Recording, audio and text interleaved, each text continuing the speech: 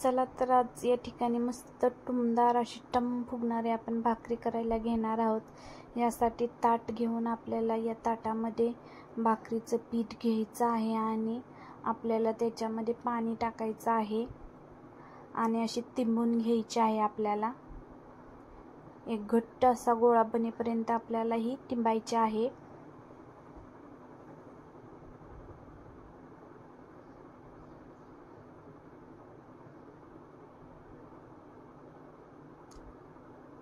पूर्ण ताटाचं पीठ संपेपर्यंत आपल्याला तिंबून घ्यायचे आहे आणि नंतर छोटासा एक गोळा आपल्याला करून आपल्याला हातात घ्यायचा आहे।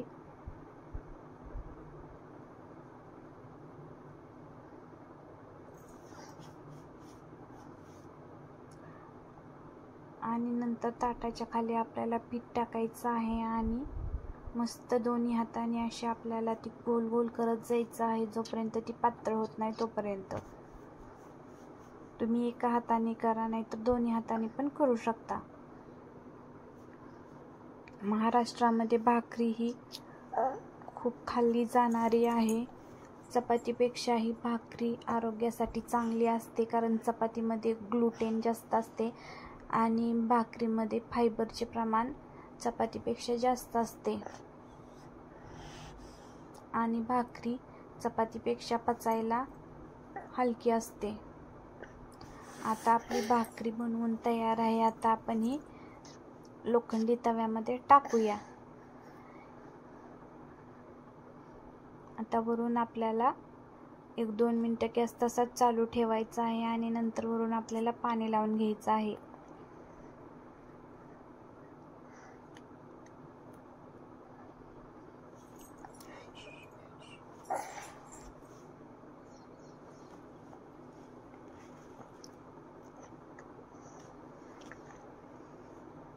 आणि ह्याचं पाणी आटलं म्हणजे थोडीशी ड्राय झाली, कोरडी झाली की आपल्याला ही पलटी करायची आहे।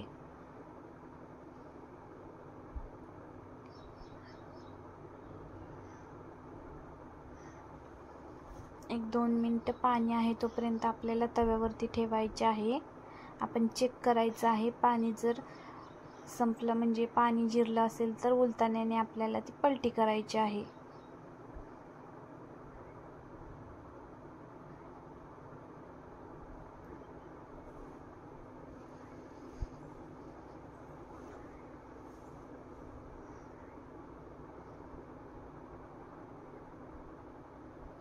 आता खालच्या साईडने जोपर्यंत ही पचत नाही तोपर्यंत उलटायची नाही।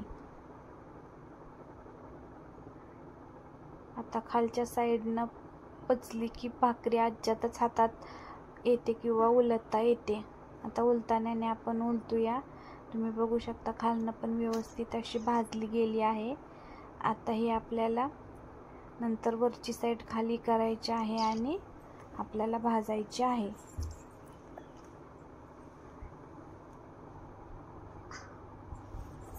आता चारी साईडनं व्यवस्थित अशी ही भाजली गेली आहे। तुम्ही बघू शकता खूप छान अशी भाकरी आपली टम अशी फुगलेली आहे। तुम्ही पण ही रेसिपी म्हणजे ही भाकरी बनवण्याची पद्धत आहे ती तुम्ही पण आमची रेसिपी बघा आणि करा। खूप साधी आणि सोपी पद्धत आहे। आवडल्यास आमच्या चॅनलला लाईक, शेअर आणि सबस्क्राईब जरूर